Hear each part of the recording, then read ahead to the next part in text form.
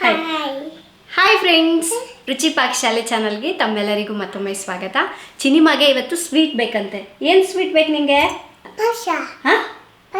ಪಾಯಸ ಬೇಕಂತೆ. ಸೊ ಚಿನಿಮಾಗೋಸ್ಕರ ಇವತ್ತು ಪಾಯಸ ಮಾಡೋಣ ಅಂದ್ಕೊಂಡಿದ್ದೀನಿ.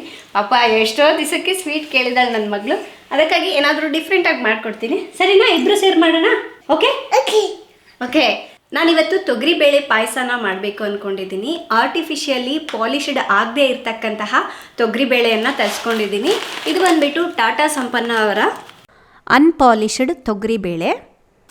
ಇದರ ಸೈಜ್ ಕೂಡ ಪರ್ಫೆಕ್ಟ್ ಆಗಿರುತ್ತೆ. ಸೊ ಬನ್ನಿ ತಡ ಮಾಡದೆ ಈ ರೆಸಿಪಿನ ಸ್ಟಾರ್ಟ್ ಮಾಡೋಣ.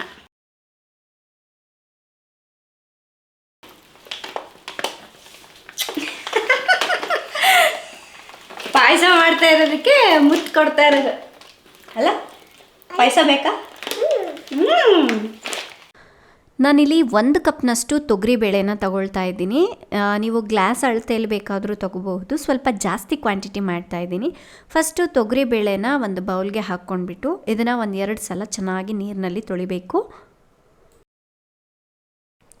ಅದಾದಮೇಲೆ ತೊಳೆದಿರುವಂತಹ ಬೇಳೆನ ಈ ರೀತಿ ಕುಕ್ಕರ್ಗೆ ಹಾಕ್ಕೋಬೇಕು. ಕುಕ್ಕರ್ನಲ್ಲಿ ಹಾಕೋದ್ರಿಂದ ಬೇಗ ಆಗುತ್ತೆ ಅಂತ ಮಾಡ್ತಾಯಿದ್ದೀನಿ. ಒಂದು ವೇಳೆ ನಿಮಗೆ ಟೈಮ್ ಇತ್ತು ಅಂದರೆ ನೀವು ಪಾತ್ರೆಯಲ್ಲಿ ಬೇಕಾದರೂ ಮಾಡ್ಬೋದು. ಸೊ 1 ಕಪ್ನಷ್ಟು ತೊಗರಿಬೇಳೆಗೆ ನಾನಿಲ್ಲಿ ಸುಮಾರಾಗಿ 3 ಕಪ್ನಷ್ಟು ನೀರನ್ನ ಹಾಕಿದ್ದೀನಿ. ಈಗ ಕುಕ್ಕರ್ ಲಿಡ್ನ ಕ್ಲೋಸ್ ಮಾಡಿಬಿಟ್ಟು ಮೀಡಿಯಮ್ ಟು ಲೋ ಫ್ಲೇಮ್ನಲ್ಲಿ 3 ವಿಷಲ್ ಕೂಗಿಸ್ಕೋಬೇಕು. ಒಂದು 3 ವಿಷಲ್ ಕೂಗಿಸ್ಕೊಂಡಾದಮೇಲೆ ಸ್ಟವ್ನ ಆಫ್ ಮಾಡ್ಕೊಂಬಿಡಿ. ಕುಕ್ಕರ್ ಪ್ರೆಷರ್ ಎಲ್ಲ ಹೋದ್ಮೇಲೆ ಈಗ ಮುಚ್ಚಳನ ತೆಗೀರಿ. ನೋಡಿ, ಬೇಳೆ ಎಲ್ಲ ಚೆನ್ನಾಗಿ ಮೆತ್ತಗೆ ಬೆಂದಿದೆ. ಇಷ್ಟು ಬೆಂದರೆ ಸಾಕು. ಈಗ ಇದೇ ಸೌಟಿಂದ ಜಸ್ಟ್ ಈ ರೀತಿ ಪ್ರೆಸ್ ಮಾಡಬೇಕು. ತುಂಬ ಕಾಳಾಗೂ ಇರಬಾರ್ದು. ಅದಕ್ಕಾಗಿ ಜಸ್ಟ್ 1 ನಿಮಿಷ ಈ ಥರ ಸ್ಪೂನಿಂದ ಪ್ರೆಸ್ ಮಾಡಿಬಿಟ್ರೆ ಅದೆಲ್ಲ ಸ್ವಲ್ಪ ಮೆತ್ತಗಾಗತ್ತೆ. ಈಗ ಒಂದು ಕಡಾಯಿಗೆ 1 ಕಪ್ನಷ್ಟು ನಾನು ಬೆಲ್ಲ ತೊಗೊಂಡಿದ್ದೀನಿ. ನಿಮಗೆ ಸಿಹಿ ಜಾಸ್ತಿ ಬೇಕು ಅಂದರೆ 1.5 ಕಪ್ವರೆಗೂ ಯೂಸ್ ಮಾಡ್ಬೋದು. ಆಮೇಲೆ ಇದಕ್ಕೆ 2-3 ಟೇಬಲ್ ಸ್ಪೂನಷ್ಟು ನೀರನ್ನ ಹಾಕಿಬಿಟ್ಟು ಬೆಲ್ಲನ ಕರಗಿಸ್ಕೋಬೇಕು. ಮತ್ತಿದನ್ನು ಪಾಕ ಮಾಡ್ಕೋಬಾರ್ದು, ಜಸ್ಟ್ ಬೆಲ್ಲ ಕರಗಬೇಕು. ಕರಗಾದ್ಮೇಲೆ ಇದನ್ನು ಸೋಸ್ಬಿಟ್ಟು ಪಕ್ಕಕ್ಕೆ ಎತ್ತಿಡಬೇಕು. ಯಾಕೆಂದರೆ ಇದರಲ್ಲಿ ಕಸ ಕಡ್ಡಿ ಅದೆಲ್ಲ ಇರುತ್ತಲ್ವ, ಅದಕ್ಕಾಗಿ ಫಸ್ಟ್ ಬೆಲ್ಲನ ಕರಗಿಸ್ಬಿಟ್ಟು ಅದು ಸ್ವಲ್ಪ ತಣ್ಣಗಾದ್ಮೇಲೆ ಸೋಸಿ ಎತ್ತಿಟ್ಕೋಬೇಕು. ನೋಡಿ, ಈಗ ಬೆಲ್ಲ ಕರಗಿದೆ. ಸ್ಟವ್ನ ಆಫ್ ಮಾಡಿಬಿಟ್ಟು ತಣ್ಣಗಾದ್ಮೇಲೆ ಸೋಸಿ ಎತ್ತಿಟ್ಕೊಳ್ಳೋಣ. ಅಷ್ಟರಲ್ಲಿ ಇನ್ನೊಂದು ಕಡಾಯಿಗೆ 3 ಟೇಬಲ್ ಸ್ಪೂನಷ್ಟು ತುಪ್ಪನ ಹಾಕ್ಕೊಳ್ಳಿ. ಈ ಪಾಯಸಕ್ಕೆ ಸ್ವಲ್ಪ ತುಪ್ಪ ಜಾಸ್ತಿ ಹಾಕಿದ್ರೂ ಚೆನ್ನಾಗಿರುತ್ತೆ. ನಾನಿಲ್ಲಿ 3 ಟೇಬಲ್ ಸ್ಪೂನಷ್ಟು ಬೆಳೆಸಿದ್ದೀನಿ. ತುಪ್ಪಕ್ಕಾದಮೇಲೆ 1-2 ಟೇಬಲ್ ಸ್ಪೂನಷ್ಟು ಗೋಡಂಬಿ ಚೂರನ್ನ ಹಾಕಿ ಫಸ್ಟ್ ಲೈಟಾಗಿ ಹುರ್ಕೋಬೇಕು. ನೆಕ್ಸ್ಟ್ 1 ಟೇಬಲ್ ಸ್ಪೂನ್ನಷ್ಟು ಒಣ ದ್ರಾಕ್ಷಿಯನ್ನು ಕೂಡ ಹಾಕಿ ಇದು ಚೆನ್ನಾಗಿ ಡಬಲ್ ಸೈಜ್ ಆಗೋವರೆಗೂ ಲೋ ಫ್ಲೇಮ್ನಲ್ಲಿ ಹುರ್ಕೊಳ್ಳೋಣ. ನಾವು ಮೊದಲು ಬೇಳೆನ ಕುದಿಸ್ಬಿಟ್ಟು ಎತ್ತಿಟ್ಕೊಂಡಿದ್ವಲ್ವ, ಅದನ್ನು ಇದಕ್ಕೆ ಸೇರಿಸ್ಕೊಳ್ಳೋಣ. ಇನ್ನು ಈ ಪಾಯಸ ಬಂದುಬಿಟ್ಟು ತುಂಬ ಗಟ್ಟಿಯಾಗಿದ್ರೂ ಚೆನ್ನಾಗಿರೋದಿಲ್ಲ. ಈ ರೀತಿ ಸ್ವಲ್ಪ ನೀರಾಗಿದ್ರೇ ಕುಡಿಲಿಕ್ಕೆ ತುಂಬ ಚೆನ್ನಾಗಿ ಅನಿಸುತ್ತೆ. ನಾನಿಲ್ಲಿ ಬೆಲ್ಲದ ನೀರು ಸೋಸಿ ಎತ್ತಿಟ್ಕೊಂಡಿದ್ನಲ್ವ, ಅದನ್ನು ಕೂಡ ಈಗ ಹಾಕ್ತಾ ಇದ್ದೀನಿ.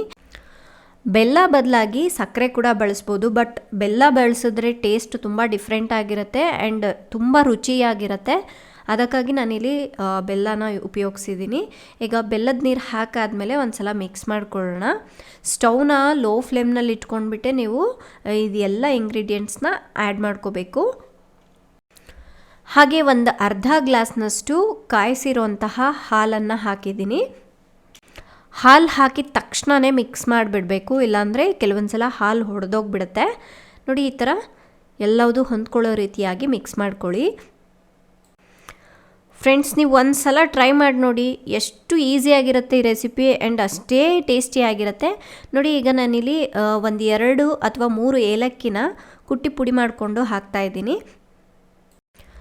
ಹಾಗೆ 1/4 ಕಪ್ನಷ್ಟು ಕಾಯಿ ತುರಿಯನ್ನು ಆ್ಯಡ್ ಮಾಡ್ತಾಯಿದ್ದೀನಿ.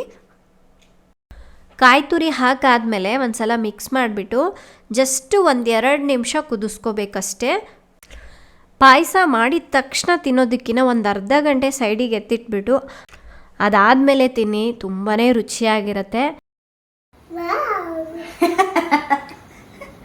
ಏನಿದು? ಪಾಯಸ.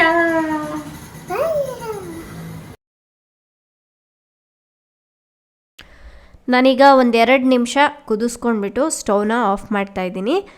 ಒಂದು ಅರ್ಧ ಗಂಟೆ ಬಿಟ್ಬಿಟ್ಟು ಈಗ ಸರ್ವ್ ಮಾಡ್ತಾಯಿದ್ದೀನಿ. ಮನೆಗೆ ಯಾರಾದರೂ ಗೆಸ್ಟ್ ಬಂದಾಗ ಅಥವಾ ಮಕ್ಕಳು ಏನಾದರೂ ಸ್ವೀಟ್ ಕೇಳಿದಾಗ ಸೊ ಈ ಪಾಯಸ ಮಾಡಿಕೊಡಿ. ಆರೋಗ್ಯಕ್ಕೂ ಒಳ್ಳೆಯದು, ಹಾಗೆ ಕ್ವಿಕ್ಕಾಗಿ ಈಸಿಯಾಗಿ ಮಾಡ್ಕೋಬೋದು. ಫ್ರೆಂಡ್ಸ್, ಫೈನಲಿ ಪಾಯಸ ಅಂತೂ ಸೂಪರಾಗಿ ಬಂದಿದೆ. ನೀವು ನೋಡ್ತಾ ಇದ್ದೀರಲ್ವ, ಚಿನ್ನಿ ಮತ್ತು ಎಂತ ಇದ್ದಾರೆ ಟೇಸ್ಟ್ ಮಾಡ್ತಾ ಇದ್ದಾಳೆ. ಫ್ರೆಂಡ್ಸ್, ಈಗ ನಾನು ಕೂಡ ಟೇಸ್ಟ್ ಮಾಡ್ತಾ ಇದ್ದೀನಿ.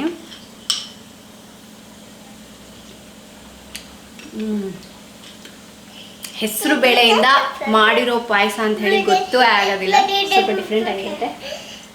ಸೊ ಬೇಳೆ ಕೂಡ ಅಷ್ಟೇ ಬೇಗನೆ ಬೆಂದಿದೆ.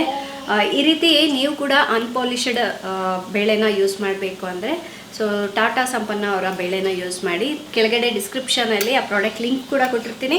ಅದು ಅಲ್ಲದೆ ನಮಗೆ ಲೋಕಲ್ ಮಾರ್ಕೆಟಲ್ಲಿ ಕೂಡ ತೊಗರಿಬೇಳೆ ಅದು ಸಿಗುತ್ತೆ. ಬೇಕು ಅಂದರೆ ನೀವು ಅಲ್ಲಿ ಬೇಕಾದರೂ ತಗೋಬೋದು. ಸೊ ಇವತ್ತಿನ ರೆಸಿಪಿ ಇಷ್ಟೇ ಫ್ರೆಂಡ್ಸ್. ಹೇಗಿತ್ತು ಈ ರೆಸಿಪಿ ಅನ್ನೋದನ್ನು ಕಾಮೆಂಟ್ ಮಾಡಿ ತಿಳಿಸಿ. ನಾಳೆ ಇನ್ನೊಂದು ಹೊಸ ರೆಸಿಪಿಯೊಂದಿಗೆ ಮತ್ತೆ ಸಿಗೋಣ. ಅಲ್ಲಿವರೆಗೂ ಟೇಕ್ ಕೇರ್, ಬಾಯ್.